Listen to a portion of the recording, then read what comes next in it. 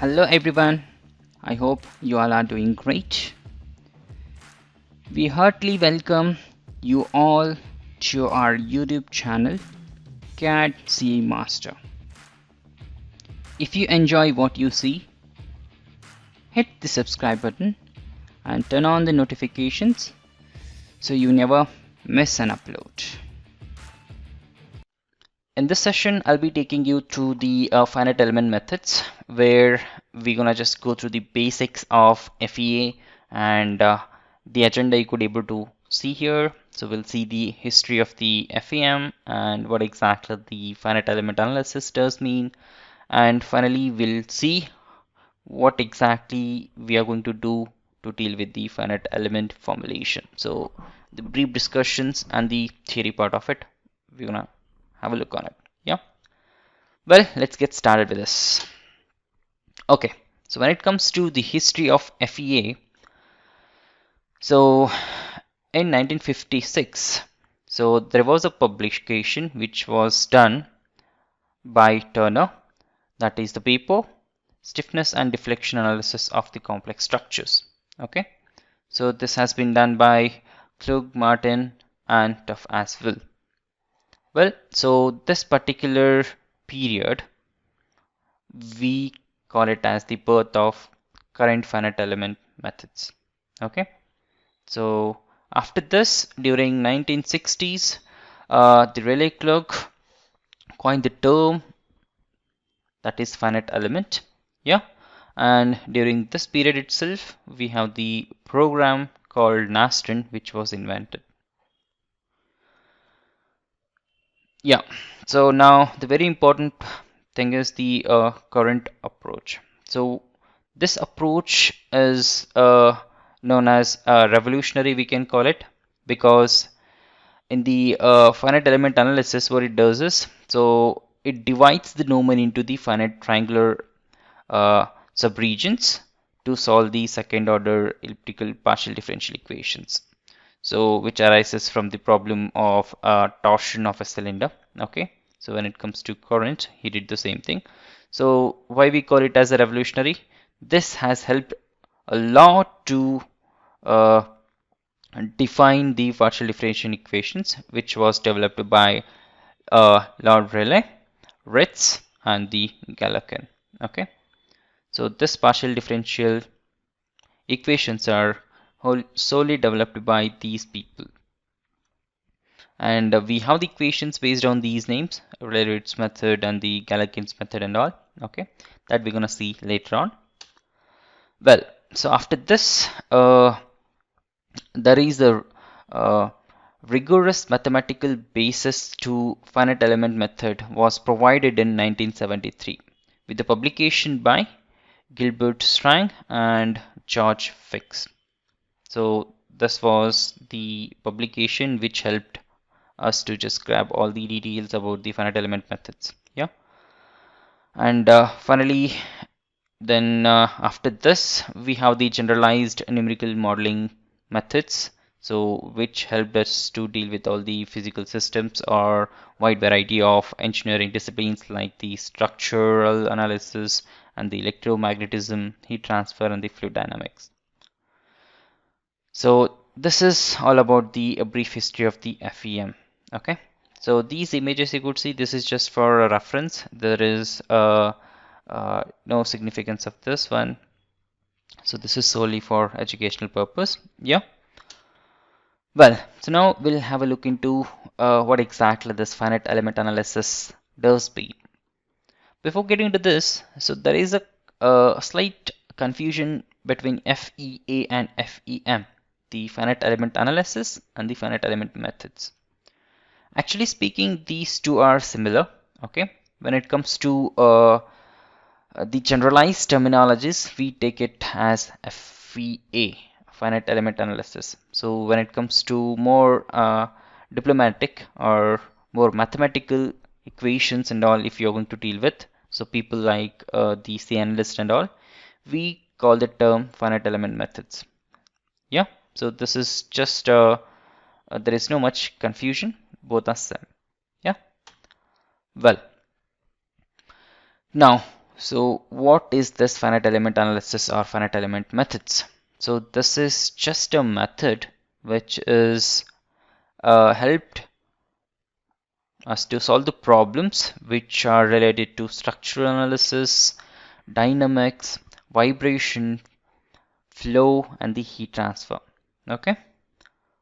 So, well, so when it comes to FEM, so this classical analytical methods considers this one, that is differential element, and develop the governing equations.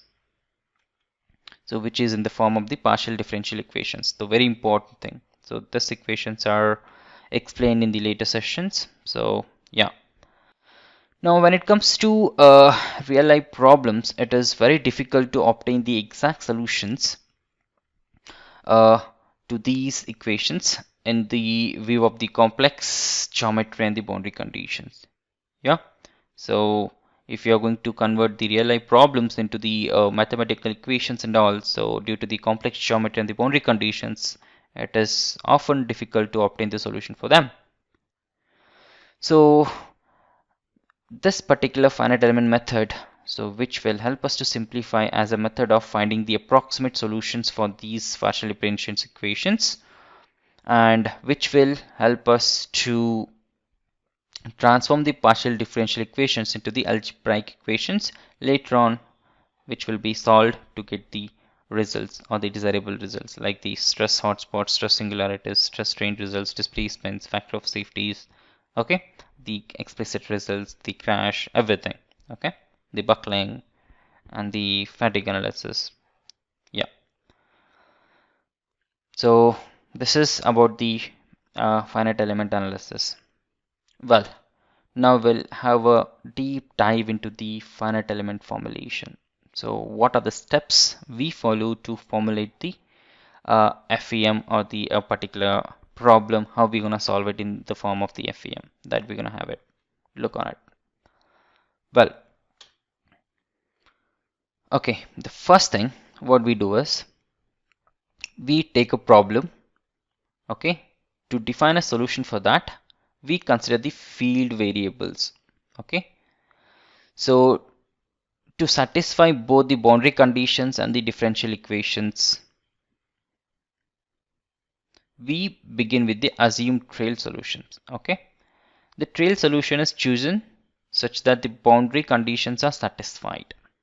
So now the question is, whatever the boundary conditions and the differential equations we have it, they are unknown, okay.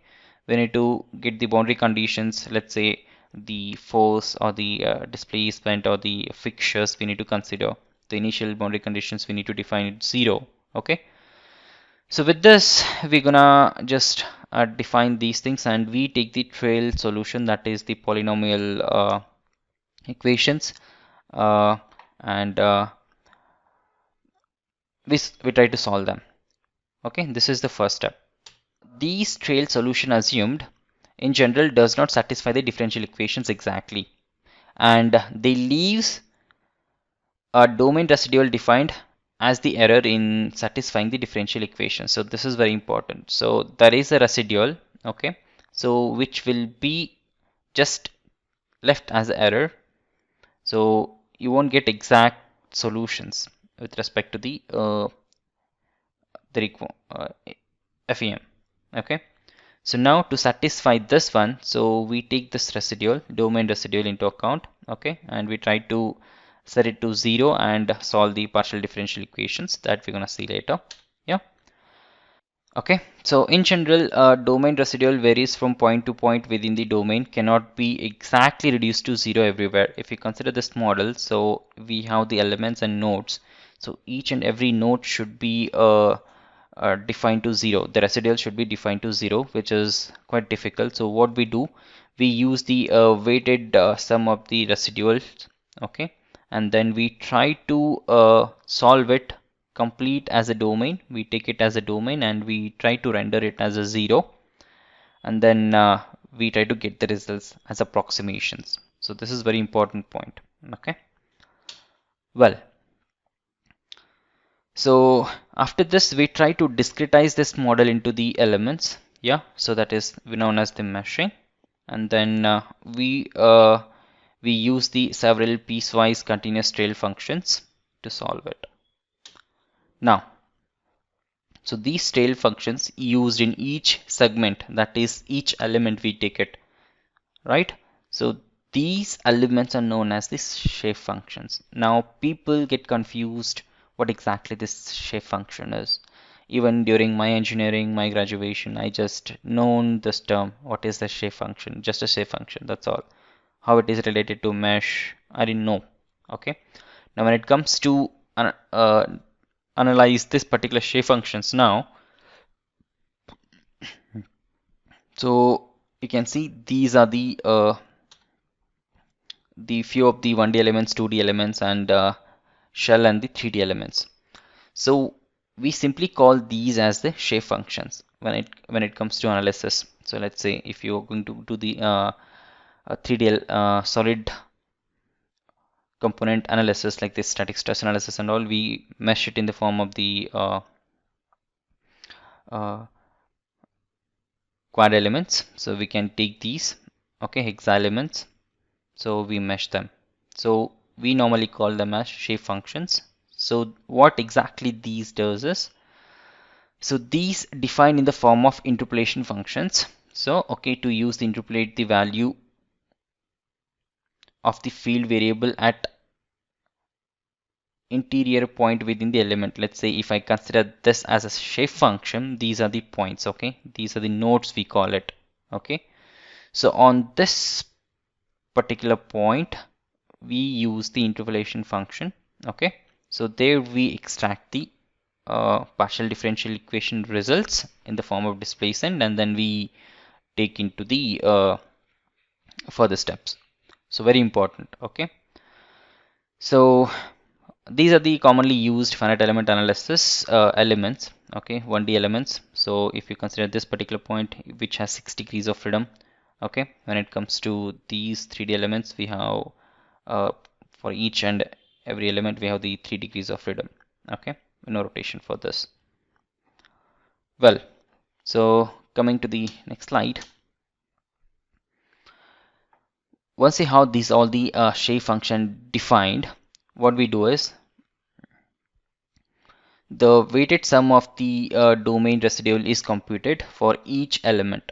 Now the shape functions which help us to get the results for the entire element, okay, and then summed up over all the elements to obtain a weighted sum of the entire domain, okay. So if you consider this component here, there are a lot of elements here, okay. So what it does is, with respect to shape functions, it will try to compute the results, and this entire domain is summed to get the results. Well, so what exactly at the backend it does? So for all the elements using the same shape functions, we have the element level characterized matrices. So by using the formula, that is force which is equal to stiffness matrix into displacement. So this is the matrices here. So these characteristic matrices for several types of elements are derived priori and programmed into the finite element software such as ANSYS, Nastran, Abacus, Altitools like the OptiStruct, Radios and all, yeah. And then we get the results. Very important, okay. And then the user can choose the discretized model domain with the variety of different finite elements, and the computer program sets up the characteristics for each element, then sums up all up for the entire finite element mesh to set up and solve the system level equations. So in short, in this computer program we want to mesh the model, that is what are the shape functions, we use it and we mesh the model, and it will solve this particular shape functions to give the results at the end, okay. Well, so this basic steps for finite element analysis as outlined above are quite generic and can be applied for other domains like the structural mechanics, heat transfer, and the fluid flow and electromagnetic fields, okay, for flow analysis we use the Navier-Stokes equations and other things. Yeah. Well, so this is how we formulate the finite element, and then so this is the brief theoretical knowledge about what exactly is going to happen at the back end. Okay, to summarize this, I'll just get back from the beginning. So what we do is, first thing, we just take the boundary conditions and the differential equations, which in the form of unknown, and then we use the trail solution to just define the differential equations, and then we try to set entire domain to 0 by using the residual sum, okay, weighted residual, and then this particular model will be discretized into several small elements, okay, we call it as shape functions, right? And then these shape functions will help us to extract the results on each and every nodes with the interpolation function, okay? And then these shape functions, that is known as elements, we have the different types. The commonly used are 1D, 2D and shell elements, and 3D. Yeah. And then finally, by using these, we gonna just get the weighted sum for the entire domain, and then so this particular sum will be considered into the computer program like ANSYS Nastran, and it will be solved for the results. Yeah. And this process is generic and it will be used for all the types of applications or the domains like the electromagnetism, fluid dynamics, and the heat transfer. So yeah, so next we just covered the history of the FEM, FEA, what exactly it is, finite element formulation, the brief the theory part of it, and yeah, in the later sessions I'll be taking you through the each and every equations and the mathematical approach, how to derive them, and what exactly the basics we need to know about the FEM, that I'm going to cover in the next session. Well, if you'd like to start your career as a fresher, please do contact us.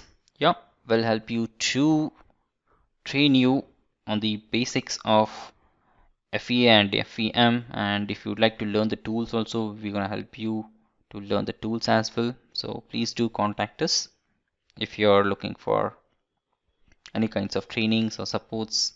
Yeah, that's all from this session. Thank you. We heartily thank you all for watching this video. If you enjoyed this video, don't forget to hit the subscribe button and give it a thumbs up.